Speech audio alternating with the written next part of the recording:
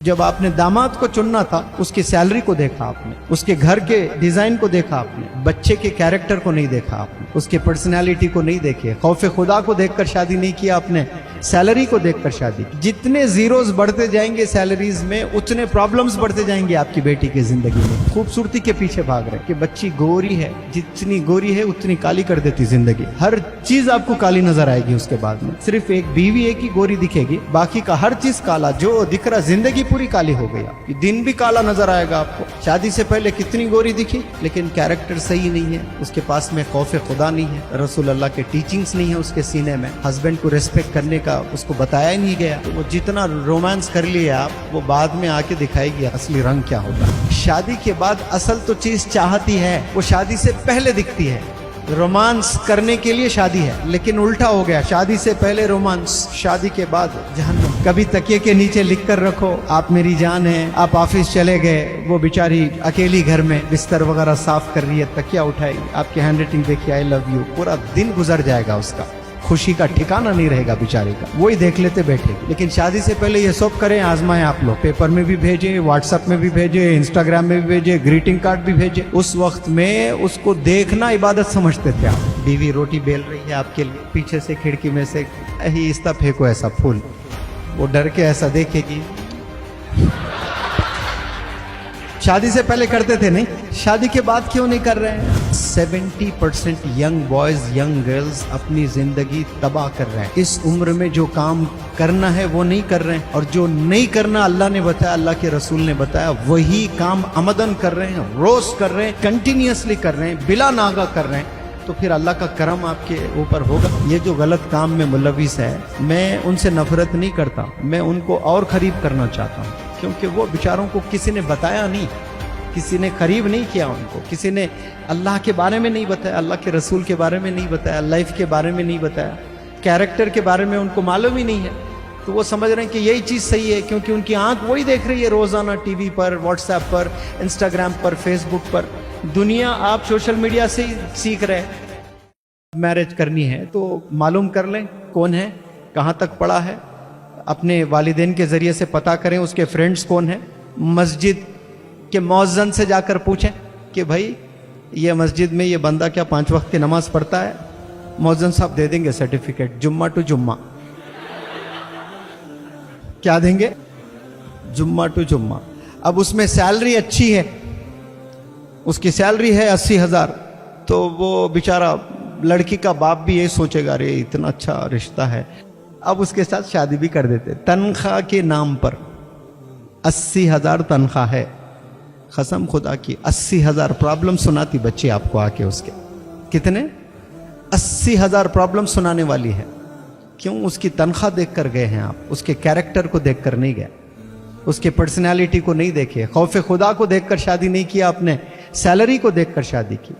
जितने जीरोस बढ़ते जाएंगे सैलरीज में, उतने प्रॉब्लम्स बढ़ते जाएंगे आपकी बेटी की जिंदगी में। क्यों? जब आपने दामाद को चुनना था, उसकी सैलरी को देखा आपने, उसके घर के डिजाइन को देखा आपने, बच्चे के कैरेक्टर को नहीं देखा आपने। आज कैरेक्टर के पीछे कोई नहीं जा रहे हैं, आज पैसे के पीछे भाग रहे हैं, बंगलोस के पीछे भाग रहे हैं, खूबसूरती के पीछे भाग रहे हैं कि बच्ची गोरी है, जितनी गोरी है उतनी काली कर देती जिंदगी। जिंदगी पूरी काली हो जाती, हर चीज आपको काली नजर आएगी उसके बाद में। सिर्फ एक बीवी एक ही गोरी दिखेगी, बाकी का हर चीज काला। जो दिख रहा, जिंदगी पूरी काली हो गई आपकी। दिन भी काला नजर आएगा आपको।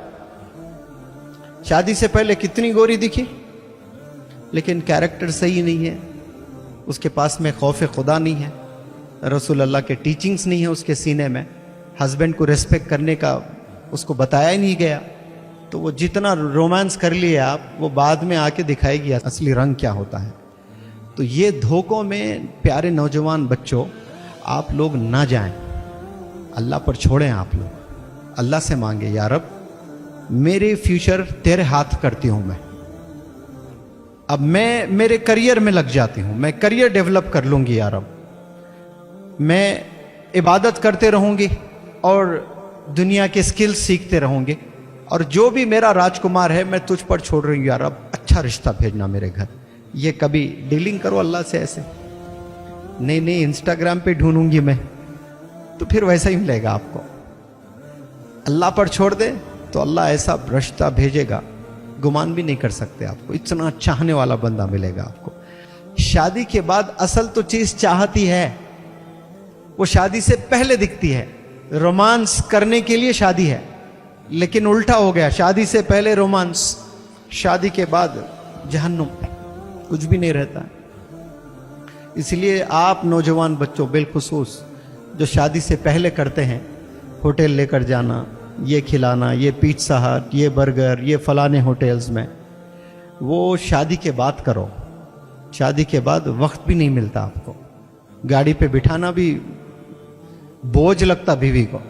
शादी हो गई, बीवी रोटी बेल रही है आपके लिए, पीछे से खिड़की में से आहिस्ता फेंको ऐसा फूल, वो डर के ऐसा देखेगी। शादी से पहले करते थे नहीं, शादी के बाद क्यों नहीं कर रहे हैं?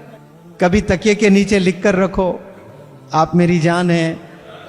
आप ऑफिस चले गए, वो बेचारी अकेली घर में बिस्तर वगैरह साफ कर रही है, तकिया उठाई, आपकी हैंड राइटिंग देखिए, आई लव यू, पूरा दिन गुजर जाएगा, उसका खुशी का ठिकाना नहीं रहेगा बेचारी का, वही देख लेते बैठेगी। लेकिन शादी से पहले ये सब करें, आजमाएं आप लोग, पेपर में भी भेजे, व्हाट्सएप में भी भेजे, इंस्टाग्राम में भी भेजे, ग्रीटिंग कार्ड भी भेजे। उस वक्त में उसको देखना इबादत समझते थे आप। इश्क में इंसान अंधा हो जाता है, पागल हो जाता है, कुछ नजर नहीं आता है उसको। तो मैं ये चीज़ों से बचाना चाहता हूँ आपको। ये जो प्यारे नौजवान बच्चों, ये जो 15 से 25 साल की जो उम्र है, इसमें जो आपकी एनर्जी है, आपका जो एंथुजियाज्म है, ये किस पर खपाना है आपने?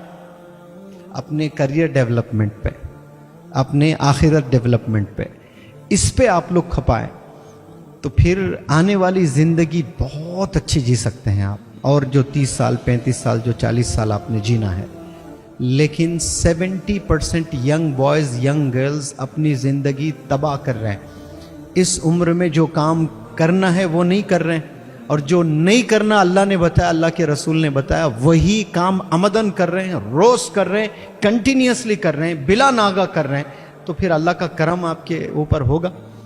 नहीं होगा।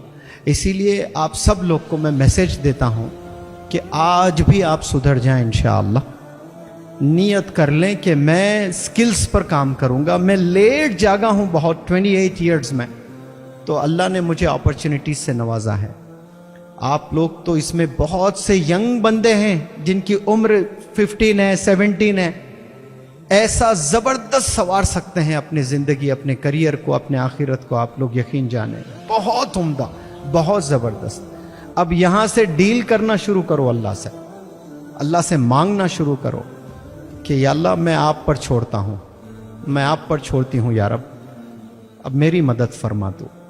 ये चीज़ करके देखो आप, कैसे नतायज आएंगे फिर देखना आप इंशाअल्लाह। आप लोग बचेंगे ये सब चीज़ों से।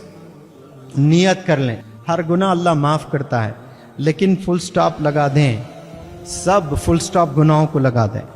वालिदैन से बढ़कर कौन है इस दुनिया में? वालिदैन इंतकाल हो जाए तो वालिदैन के बिना भी हम जी पा रहे हैं। गलत इलीगल अफेयर्स आप लोग के चल रहे हैं, फुल स्टॉप डालो, जी सकते, ऐसा कुछ नहीं है कि मैं नहीं जी सकता। ये सब वहम, बेकार बातें हैं।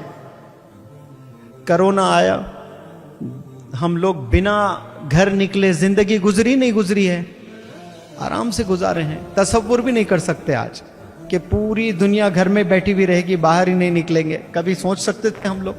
वो भी दिन हमने देखे, घर में ही बैठकर सारे चीज़ें पॉसिबल है।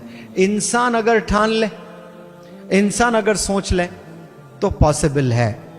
तो चॉइस आप पर है, आपने डिसीजन लेना है कि मुझे क्या करना है लाइफ में, what is right and what is wrong, क्या सही है क्या गलत है। इतनी अकल तो आप लोगों में होगी, है या नहीं है आप लोगों में? चॉइस इज योर्स, आपने डिसीजन लेना है। हो सकता है कि इसमें 70% अच्छे बंदे हैं, उनको लग रहा है कि भाई ये मेरी लेक्चर की ज़रूरत ही नहीं है, लेकिन 30% जो है, जो ये राह में चल रहे हैं, मैं उन्हें बुरे नहीं कहूँगा।